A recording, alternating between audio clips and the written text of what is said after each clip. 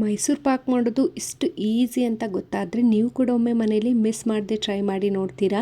ಕೇವಲ ಮೂರು ಪದಾರ್ಥಗಳನ್ನು ಯೂಸ್ ಮಾಡಿಕೊಂಡು ಮನೆಯಲ್ಲೇ ನಾವು ತುಂಬ ಸಾಫ್ಟಾಗಿ ಬರುವಂತಹ ಮೈಸೂರು ಪಾಕನ್ನು ರೆಡಿ ಮಾಡ್ಕೊಳ್ಬೋದು. ಅದು ಹೇಗೆ ಅಂತ ನಾನು ಈ ವಿಡಿಯೋದಲ್ಲಿ ತೋರಿಸಿದ್ದೀನಿ. ವಿಡಿಯೋನ ಸ್ಕಿಪ್ ಮಾಡದೆ ಕೊನೆಯವರೆಗೆ ನೋಡಿ ಅಂತ ಕೇಳ್ಕೊಳ್ತೀನಿ. ಹಾಗೆ ಯಾರೆಲ್ಲ ನನ್ನ ಯೂಟ್ಯೂಬ್ ಚಾನಲ್ನ ಇನ್ನೂ ಸಬ್ಸ್ಕ್ರೈಬ್ ಮಾಡಿಲ್ವೋ ದಯವಿಟ್ಟು ನಮ್ಮ ಚಾನಲ್ನ ಸಬ್ಸ್ಕ್ರೈಬ್ ಮಾಡಿ ಸಪೋರ್ಟ್ ಮಾಡಿ ಅಂತ ಕೇಳ್ಕೊಳ್ತೀನಿ. ಬನ್ನಿ ಮೈಸೂರು ಪಾಕ್ ಮಾಡೋಕ್ಕೆ ಬೇಕಾಗಿರುವಂತಹ ಪದಾರ್ಥಗಳನ್ನು ನೋಡ್ಕೊಂಡು ಬರೋಣ. ನಾನಿಲ್ಲಿ 2 ಕಪ್ ಆಗುವಷ್ಟು ಕಡಲೆ ಹಿಟ್ಟನ್ನು ತೊಗೊಂಡಿದ್ದೀನಿ, 2 ಕಪ್ ಆಗುವಷ್ಟು ಸಕ್ಕರೆನ ತೊಗೊಂಡಿದ್ದೀನಿ. ತುಂಬ ಸ್ವೀಟ್ ಜಾಸ್ತಿ ತಿನ್ನಲ್ಲ ಅಂದರೆ 1.5 ಕಪ್ ಸಕ್ಕರೆ ಸಾಕಾಗುತ್ತೆ. ಸ್ವಲ್ಪ ಅರಿಶಿನ ಕಲ್ಲರಿಗೋಸ್ಕರ 2 ಕಪ್ಪು ತುಪ್ಪನ ನಾನು ಕರಗಿಸಿ ಇಟ್ಕೊಂಡಿದ್ದೀನಿ. ತುಪ್ಪ ತಿನ್ನೋಕ್ಕೆ ಇಷ್ಟ ಇಲ್ಲ ಅನ್ನೋರು 1 ಕಪ್ಪು ಎಣ್ಣೆ 1 ಕಪ್ಪು ತುಪ್ಪನ ತೊಗೋಬೋದು. ನೆಕ್ಸ್ಟ್ ನಾನಿಲ್ಲಿ ತೊಗೊಂಡಿದ್ದಂತಹ ಕಡಲೆ ಹಿಟ್ಟನ್ನು ಜರಡಿ ಮಾಡಿ ಇಟ್ಕೊಳ್ತಾ ಇದ್ದೀನಿ. ಜರಡಿ ಮಾಡಿ ಇಟ್ಕೊಳ್ಳೋದ್ರಿಂದ ಮೈಸೂರು ಪಾಕ್ ತುಂಬಾ ಸಾಫ್ಟಾಗಿ ಬರುತ್ತೆ. ಕಡಲೆ ಹಿಟ್ಟಲ್ಲಿ ಇರುವಂತಹ ಗಂಟೆಲ್ಲ ಈ ಥರ ಹೋಗೋ ಥರ ನೀಟಾಗಿ ಜರಡಿ ಮಾಡಿ ಇಟ್ಕೊಂಡು ಸ್ಟವ್ ಮೇಲೆ ಒಂದು ಪ್ಯಾನ್ನ ಇಟ್ಕೊಂಡು ಅದಕ್ಕೆ ನಾವು ತೊಗೊಂಡಿದ್ದಂತಹ ಕಡಲೆ ಹಿಟ್ಟನ್ನು ಸೇರಿಸ್ಕೊಂಡು ಲೈಟಾಗಿ ಈ ಥರ ಸ್ವಲ್ಪ ಬಿಸಿ ಆಗೋ ಅಷ್ಟಕ್ಕೆ ಹುರ್ಕೊಂಡ್ರೆ ಸಾಕಾಗುತ್ತೆ. ನೆಕ್ಸ್ಟ್ ಇಲ್ಲಿ ಹುರಿದು ಇಟ್ಕೊಂಡಿರುವಂತಹ ಕಡಲೆ ಹಿಟ್ಟನ್ನು ಒಂದು ಬೌಲ್ಗೆ ಸೇರಿಸ್ಕೊಂಡು ನಾವೇನು ತೆಗೆದಿಟ್ಕೊಂಡಿದ್ವಲ್ವ 2 ಕಪ್ ಆಗುವಷ್ಟು ತುಪ್ಪನ ಅದರಲ್ಲಿ ಅರ್ಧ ಕಪ್ ಆಗುವಷ್ಟು ತುಪ್ಪನ ಕಡಲೆ ಹಿಟ್ಟಿಗೆ ಈ ಥರ ಸೇರಿಸ್ಕೊಂಡು ನೀಟಾಗಿ ಕಡಲೆ ಹಿಟ್ಟು ಮತ್ತು ತುಪ್ಪ 2 ನೀಟಾಗಿ ಹೊಂದ್ಕೊಳ್ಳೋ ಹಾಗೆ ಬೀಟ್ ಮಾಡ್ಕೊಳ್ಬೇಕು. ಸ್ವಲ್ಪ ತುಪ್ಪನ ಸೇರಿಸ್ಕೊಂಡು ಈ ಥರ ಮಿಕ್ಸ್ ಮಾಡ್ಕೊಳ್ಳಿ. ತುಂಬ ತೆಳುವಾಗಿಬಿಟ್ರೆ ಮೈಸೂರು ಪಾಕ್ ಅಷ್ಟು ನೀಟಾಗಿ ಬರಲ್ಲ. ಆದ್ದರಿಂದ ಸ್ವಲ್ಪನೇ ತುಪ್ಪನ ಸೇರಿಸ್ಕೊಂಡು ಇಷ್ಟು ಕನ್ಸಿಸ್ಟೆನ್ಸಿಗೆ ಬರೋ ಥರ ನೀವು ನೋಡಿಕೊಂಡು ಕಲಸಿ ಎತ್ತಿಟ್ಕೊಳ್ಳಿ. ನೆಕ್ಸ್ಟ್ ನಾನಿಲ್ಲಿ ಸ್ಟವ್ ಮೇಲೆ ಒಂದು ಪ್ಯಾನ್ನ ಇಟ್ಕೊಂಡು ನಾನೇನು ಸಕ್ಕರೆ ತೊಗೊಂಡಿದ್ದೆ ಅಲ್ವಾ ಅಷ್ಟು ಸಕ್ಕರೆನ ಪ್ಯಾನ್ ಮೇಲೆ ಹಾಕ್ಕೊಂಡು ಒಂದು ಅರ್ಧ ಕಪ್ ಆಗೋಷ್ಟು ನೀರನ್ನು ಸೇರಿಸ್ಕೊಳ್ತಾ ಇದ್ದೀನಿ. ಅರ್ಧ ಕಪ್ ಆಗೋಷ್ಟು ನೀರು ಪಾಕಕ್ಕೆ ಸಾಕಾಗುತ್ತೆ. ನೆಕ್ಸ್ಟ್ ಇಲ್ಲಿ ನೀಟಾಗಿ ಈ ಥರ ಮಿಕ್ಸ್ ಮಾಡಿಕೊಂಡು ಒಂದು ಎಳೆ ಪಾಕ ಅಂತ ಏನು ಹೇಳ್ತೀವಿ ಅಲ್ವಾ ಅಷ್ಟು ಪಾಕ ಬರೋವರೆಗೆ ಈ ಥರ ನೀಟಾಗಿ ನಾವು ಪಾಕನ ತಗೊಳ್ಬೇಕು. ಇಷ್ಟು ಬಂದರೆ ಸಾಕಾಗುತ್ತೆ. ಈಗ ನಾನಿಲ್ಲಿ ಏನು ಮಿಕ್ಸ್ ಮಾಡಿ ಎತ್ತಿಟ್ಕೊಂಡಿದ್ದೆ ಅಲ್ವಾ ಕಡಲೆ ಹಿಟ್ಟು ಮತ್ತು ತುಪ್ಪನ ಈಗ ನಾನು ಪಾಕದ ಜೊತೆಗೆ ಸೇರಿಸ್ಕೊಳ್ತಾ ಇದ್ದೀನಿ. ಈ ಟೈಮಲ್ಲಿ ನಾನು ಕಲರ್ಗೋಸ್ಕರ ಅಂತ ಹೇಳಿ ಅರಿಶಿನ ಪುಡಿನ ಬಳಸ್ಕೊಳ್ತಾ ಇದ್ದೀನಿ. ಇದು ಆಪ್ಷನಲ್ಲು, ಇಷ್ಟ ಇದ್ದರೆ ಹಾಕ್ಕೊಳ್ಳಿ, ಇಲ್ಲಾಂದರೆ ಸ್ಕಿಪ್ ಮಾಡ್ಕೊಬೋದು.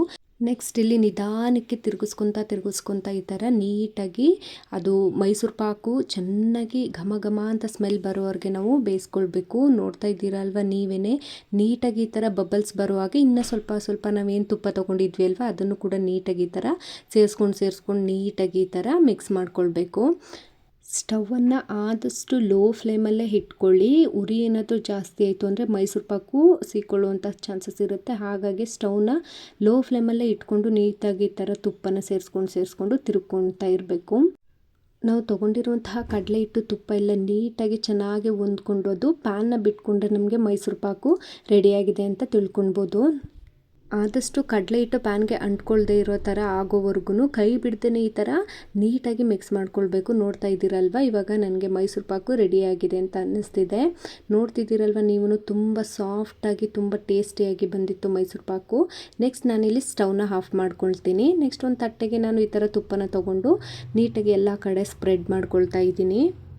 ಮೈಸೂರು ಪಾಕು ರೆಡಿಯಾಗಿದೆ ಇಲ್ವಾ ಅಂತ ಈ ಥರನೂ ಚೆಕ್ ಮಾಡ್ಕೊಳ್ಬೋದು. ಎತ್ಕೊಂಡು ಈ ಥರ ಉಂಡೆ ಕಟ್ಟಿದಾಗ ನೀಟಾಗಿ ಉಂಡೆ ಥರ ಆಗಬೇಕಿದ್ದು ಇವಾಗ ರೆಡಿಯಾಗಿದೆ ಅಂತ ತಿಳ್ಕೊಳ್ಬೋದು. ನೆಕ್ಸ್ಟ್ ನಾನಿಲ್ಲಿ ತುಪ್ಪ ಸವರಿಟ್ಟಿದ್ದಂತಹ ತಟ್ಟೆಗೆ ಮೈಸೂರು ಪಾಕನ್ನು ಹಾಕ್ಕೊಂಡು ನೀಟಾಗಿ ಸ್ಪ್ರೆಡ್ ಮಾಡ್ಕೊಳ್ತಾ ಇದ್ದೀನಿ. ನಿಮ್ಗೆ ಯಾವ ಶೇಪಲ್ಲಿ ಬೇಕೋ ಆ ಶೇಪಿಗೆ ಕೊಟ್ಕೊಳ್ಬೋದು. ಬೇಕಾದರೆ ನಿಮ್ಮ ಹತ್ರ ಕೇಕ್ ಟ್ರೇ ಏನಾದರೂ ಇತ್ತು ಅಂದರೆ ಅದಕ್ಕೂ ಕೂಡ ಹಾಕ್ಕೊಂಡ್ರೆ ನೀಟಾಗಿ ಶೇಪ್ ಬರುತ್ತೆ. ನೀಟಾಗಿ ಈ ಥರ ಶೇಪ್ನ ಕೊಟ್ಕೊಂಡಾದ ನಂತರ ನಾನಿಲ್ಲಿ ಒಂದು ಚಾಕುಗೆ ಸ್ವಲ್ಪ ತುಪ್ಪನ ಸವರ್ಕೊಂಡು ಲೈಟಾಗಿ ನಾನು ಇಲ್ಲಿ ಶೇಪ್ನ ಕೊಟ್ಬಿಡ್ತಾ ಇದ್ದೀನಿ. ತುಂಬ ಪ್ರೆಸ್ ಮಾಡಿ ಶೇಪ್ನ ಕೊಡಬಾರ್ದು. ಮೈಸೂರು ಪಾಕ್ಗೆ ತುಂಬ ಪ್ರೆಸ್ ಮಾಡಿ ನಾವು ಶೇಪ್ನ ಕೊಡೋಕೆ ಹೋದರೆ ಮೈಸೂರು ಪಾಕ್ ಪುಡಿ ಆಗಿಬಿಡುತ್ತೆ. ಅದಕ್ಕೆ ಲೈಟಾಗಿ ಈ ಥರ ನೀಟಾಗಿ ಶೇಪ್ ಕೊಟ್ಬಿಟ್ಟು ಒಂದು ಅರ್ಧ ಗಂಟೆಯಿಂದ 3/4 ಗಂಟೆ ಇದನ್ನು ತಣ್ಣಗಾಗೋಕ್ಕೆ ಬಿಟ್ಬಿಡಬೇಕು. ಆನಂತರ ನಾನಿಲ್ಲಿ ಒಂದು ಪ್ಲೇಟ್ನ ಇಟ್ಕೊಂಡು ಈ ಥರ ನೀಟಾಗಿ ಕುಟ್ಕೊಂಡು ಮೇಲ್ಗಡೆ ಇರೋ ಪ್ಲೇಟನ್ನು ತೆಗೆದ್ರೆ ನೋಡ್ತಾ ಇರ್ಬೋದು ನೀವೇ ಎಷ್ಟು ಚೆನ್ನಾಗಿ ಮೈಸೂರು ಪಾಕ್ ಬಂದಿದೆ ಅಂತ. ತಿನ್ನೋಕ್ಕಂತೂ ತುಂಬ ಅಂದರೆ ತುಂಬ ಸಾಫ್ಟಾಗಿ ತುಂಬ ಟೇಸ್ಟಿಯಾಗಿ ಬಂದಿತ್ತು. ನೋಡ್ತಾ ಇದ್ದೀರಾ ಅಲ್ವಾ ನೀವೇ.